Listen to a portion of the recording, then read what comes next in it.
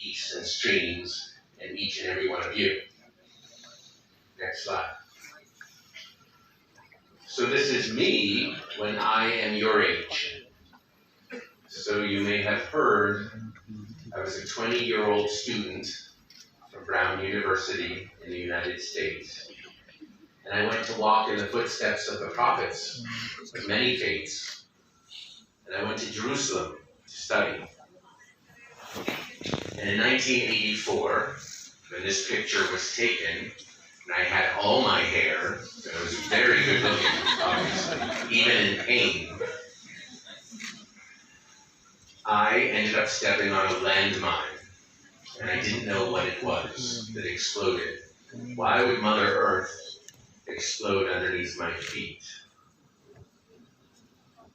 So I learned later that there are over 80 million landmines buried in over 80 countries.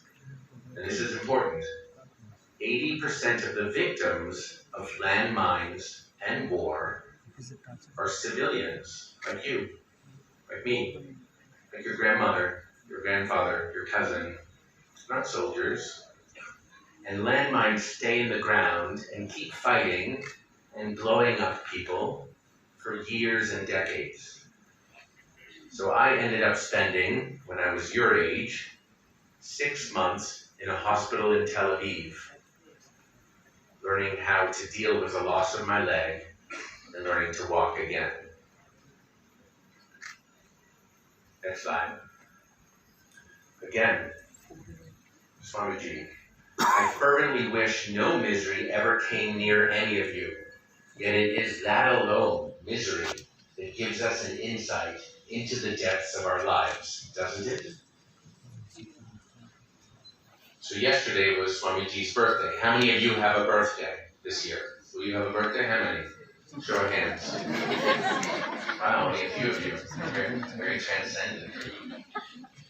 And how many of you will die? How many will have a death date? Hopefully not this year. And we have many days that are proclaimed the pleasure of living. Next slide. So we learn about resilience. The studies at Yale University and Mount Sinai School of Medicine already show you what you need to do to survive and thrive. And like social change, I want to make a very important point. It is not a solo sport. So maybe you're celebrating me, Jerry White, or we celebrate Vivekananda, but in fact, it's all of us together. So this hero-preneurship, the worship of the hero, I think is disappearing for our day. You should not remember my name. You should actually look in the mirror of yourself and say, how do I grow and build resilience in the world? So, stay optimistic. There are plenty of problems in the world. You can feel pessimistic, but resilience is about hope. And if you look at this list, altruism, having a moral compass, faith and spirituality, a sense of humor. Humor is one of the #1 signs of resilience, that in dark times, you still can bring some light and laughter. Light and laughter, secret weapons for survival. Social support, facing your fears, having a mission, training. The thing I want you to understand deeply is it's collective and social. These are not things you are born with.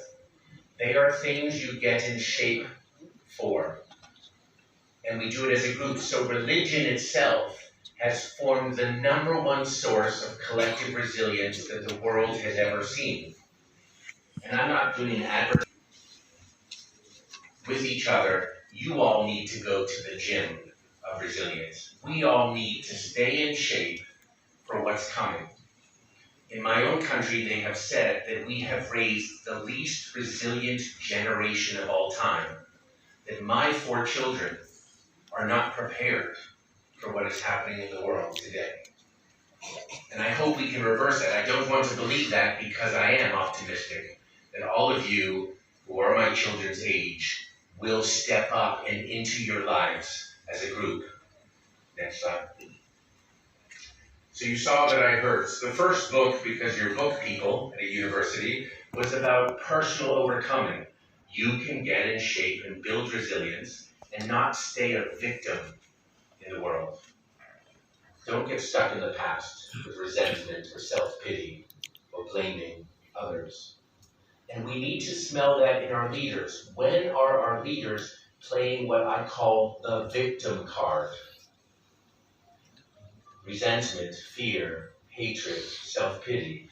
You can smell the addiction to victimhood at times, and we need to invest in leaders who also lead us to optimism and health and resilience. And the second book, which I just have given to you all and Manoshi to honor the collective need of our day, Religicide. Religion-related violence is the fastest growing type of violence in the world today. Domestic violence, interstate violence, other violence has been going down over decades. Despite the headlines, you might believe we're getting more violent, but the world as a whole is getting less violent. Good news. But this type of cancer, this type of special religiously motivated violence is something that is spreading unlike we've seen before and growing fast. So we must pay attention because it is affecting hundreds of millions of lives. We are seeing trouble. Next slide. So to define religicide for you, I say just remember sort of three things. It's against people, genocide. Because of people's ethnicity or because of their religion or identity, you try to destroy people and community. And that's one of the hallmarks. The other is factocide, another word I made up just because I'm American and I make up words and the British hate it. Factocide, digital disinformation, misinformation, outright the spread of lies online and through communities. We need to counter that. It is so important in your education to keep asking questions and checking your sources and understand and seeking the truth. And third, ecocide. Our environment, Mother Earth, injured. So religicide, people go to destroy well water and destroy rivers and destroy peace on purpose when they're attacking people and they're attacking religion to make it extinct. So that's what we're talking about. So on the nicer side, next slide, what do we need to succeed? As I said, spirituality and religion are not the problem. If you ask most Americans or my students, do you think religion is a major cause of conflict in the world? Most of them raise their hand and say yes. And factually, it is untrue. More importantly, religion and spirituality are the answer, like resilience, to the violence in the world. So we have to be careful what you're learning and how you understand violence in the world and diagnose it. So we must counter ecocide by regenerating land and water and rivers.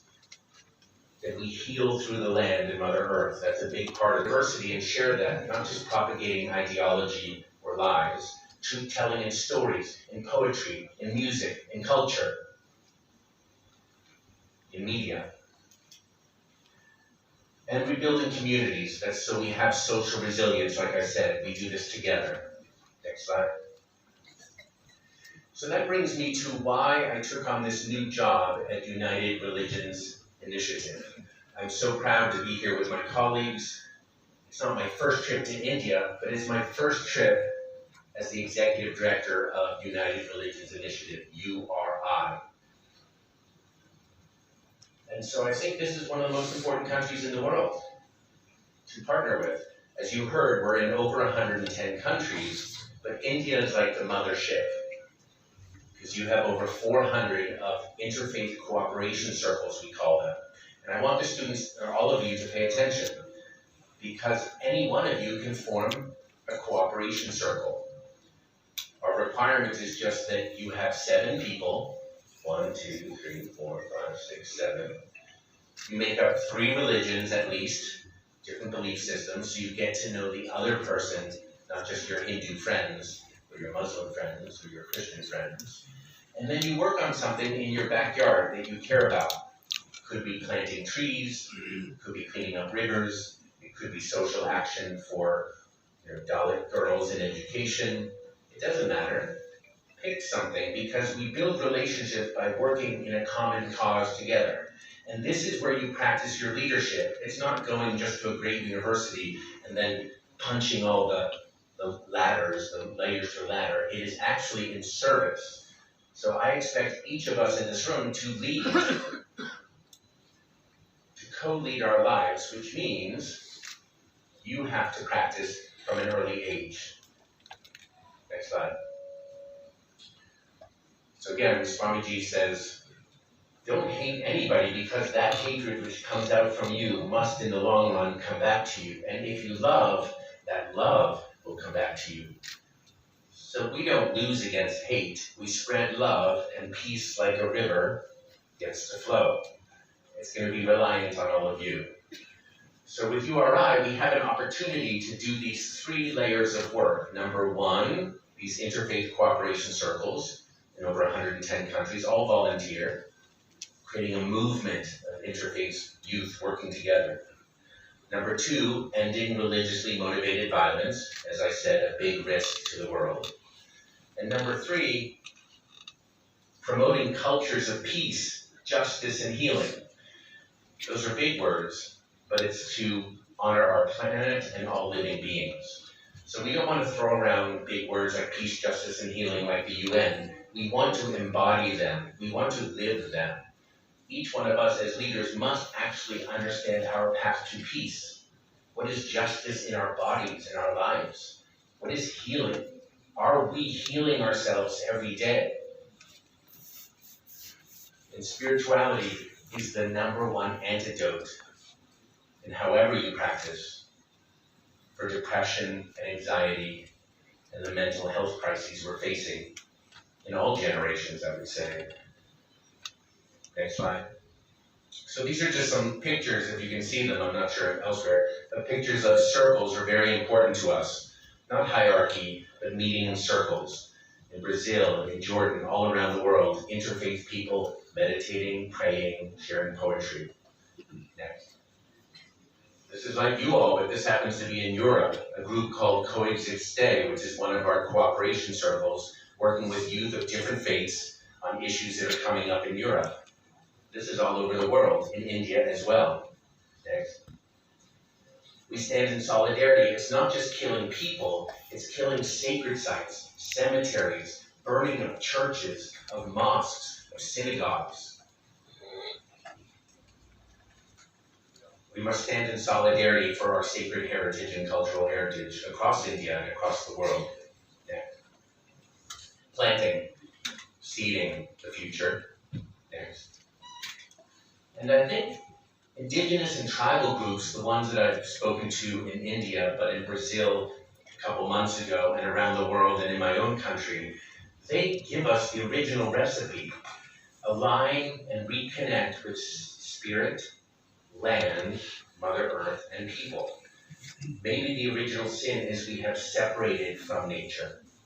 We have separated from spirit, and therefore have separated from each other. So, being in solidarity with our tribal and indigenous people who have the original recipe for harmony and spirituality, very important. Next. So I guess I'll start to shift to you all as an exercise, all right? So one of the ways I learned to sort of find out my leadership was someone said to me, well, who's your hero? Or who do you admire? Is it a professor? Is it a fictional character? Is it Wonder Woman?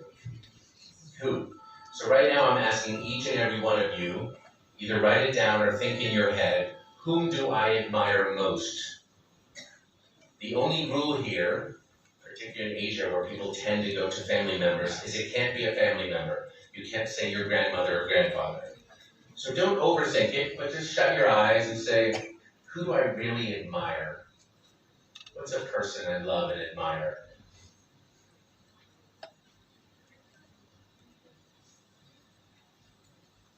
Everyone got one? You might have 10, that's good. But just sort of focus on one, the first name that came to mind, maybe. And now ask yourself the second question. Why do I admire them? So come up with 3 qualities that you think describe your hero or icon. Is it love, compassion, humility? Think of the biggest words that describe the person you look up to.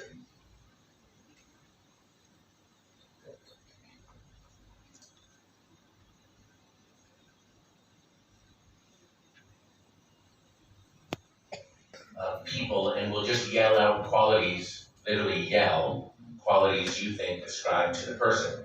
Next slide. Do you know who this guy is? A little familiar, right?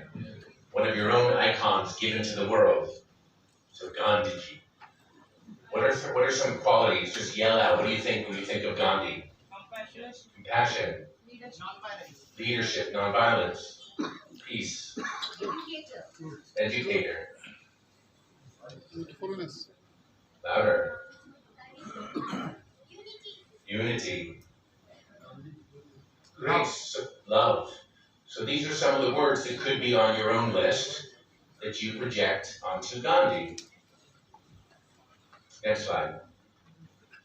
Who's this? Nelson Mandela, another icon of the last century, one of the greatest political icons. So when you think of Mandela, after 27 years in prison, coming out, what words come to mind when you think of Nelson Mandela? Just yell them out again. Resilience, perseverance, tenacity, optimism. Have we run out? Those are good. Optimism, resilience, tenacity. Love. Love. Yeah. Does he look sad? No. He's leaving 27 years of prison, so he's happy. Liberation. But laughter, optimism, as I said, these are secret ingredients that kept Nelson Mandela alive and believing in leadership. Next. Who's this? Malala. We've got some good students over here. So when you think of Malala, and again, these may not be your favorite, but they're examples of icons in the world or people who have shared the Nobel Peace Prize. What do you think when you see Malala? What are some words that come to mind? Survival. Resilience. Bravery. Courage. Woman empowerment. Revolution. In the back, you sleepyheads, anything? Come on, come have been shot in the face for like standing up, just being a girl. Any of us? What does it take? And to still have the courage. Because these issues are bigger than us. It's not just you got an A in mathematics or engineering. She gets an A in knowing herself, her qualities, her power. Next slide. 2 others, one of my favorites. Princess Diana on the left, and Mother Teresa. Do you know that they were like best friends? And they died the same month, within days of each other? And when I worked with the Princess of Wales, she told me, if Mother Teresa gets ill, I want to go to her bedside and be with her. I love her so much.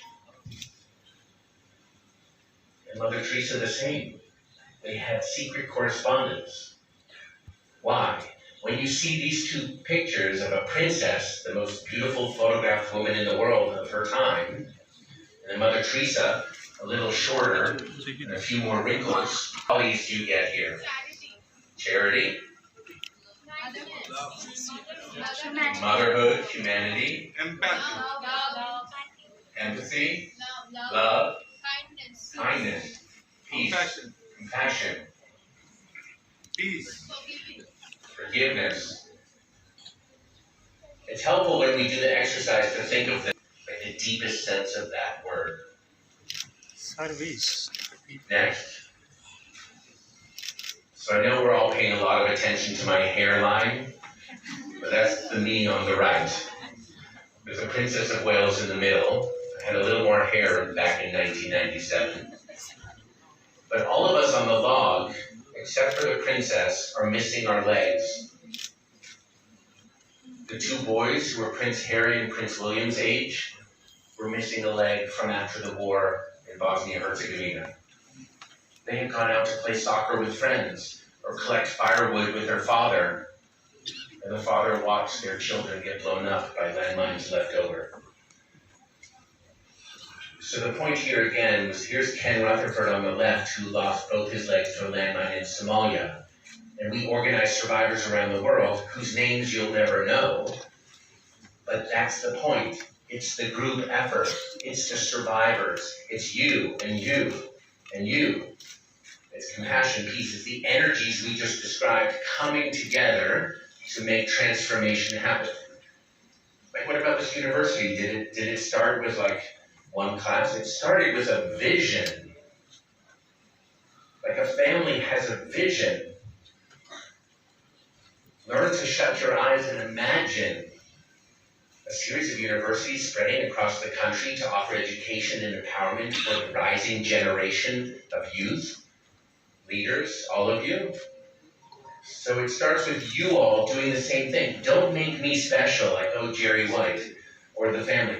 Each and every one of you has a seed and a stream to flow peace like a river, as does URI, our organization. We believe in seeds and streams and rivers to bring peace. Next slide. So here's a little more wonky slide. I'm wrapping up now, and we'll open for questions if you'd like, for myself or any of my colleagues here with me. But basically, the outer ring is who you are, your being.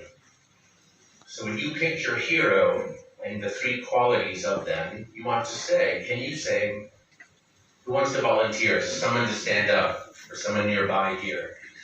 One of the students. Who has the courage to stand up like Malala?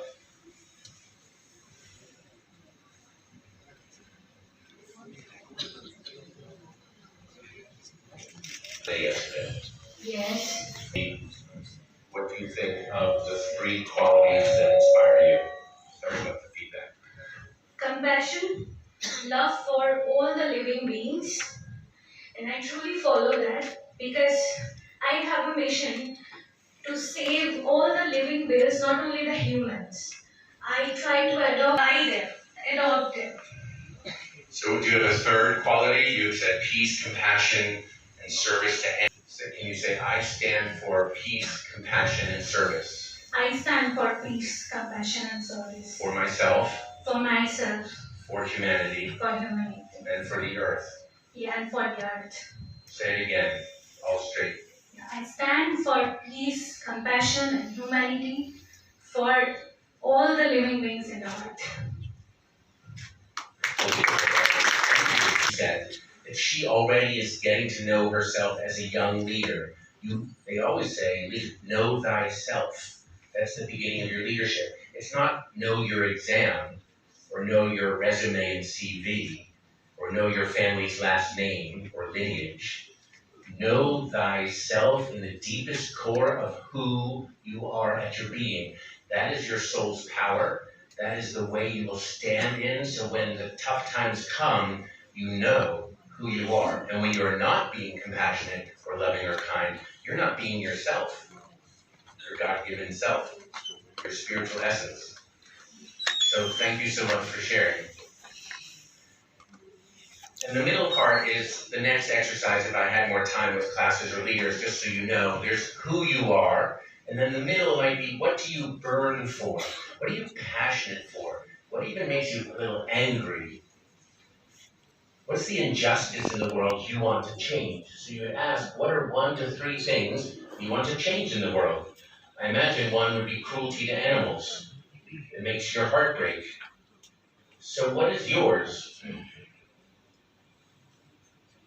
Are here, so you can read, you can write, you can communicate, you can study math, you can do engineering, architecture. You're developing skills, and I'd hate to say that they're super important, but the least important in the world. So don't forget, as you're building your ambitious path forward to make money and make your parents proud and get A's, I'm not saying it's unimportant.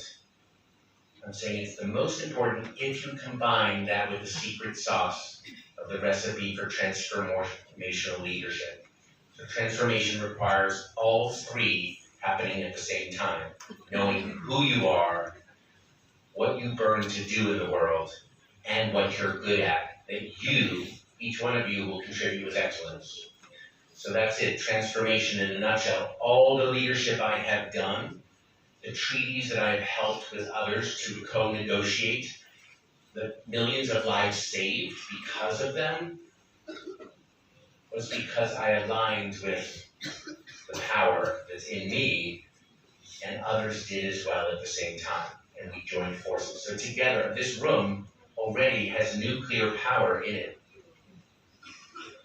You can change India, just with the people in this room, multiple times, if you align with who you are and the higher calling that you share with Swami Vivekananda and so many of our heroes.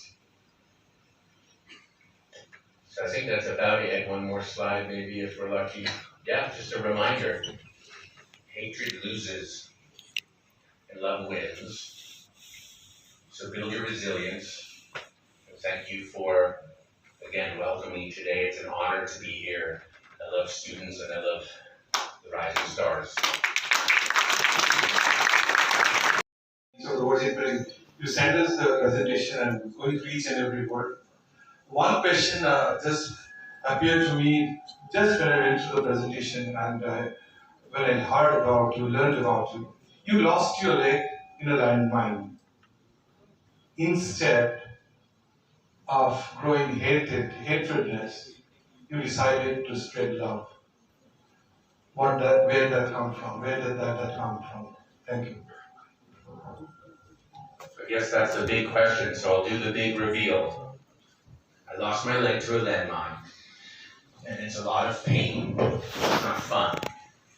And I saw my leg bleeding, and it looked like I was going to die. And I was with my two best friends, trapped in a minefield in Israel, in the Golan Heights.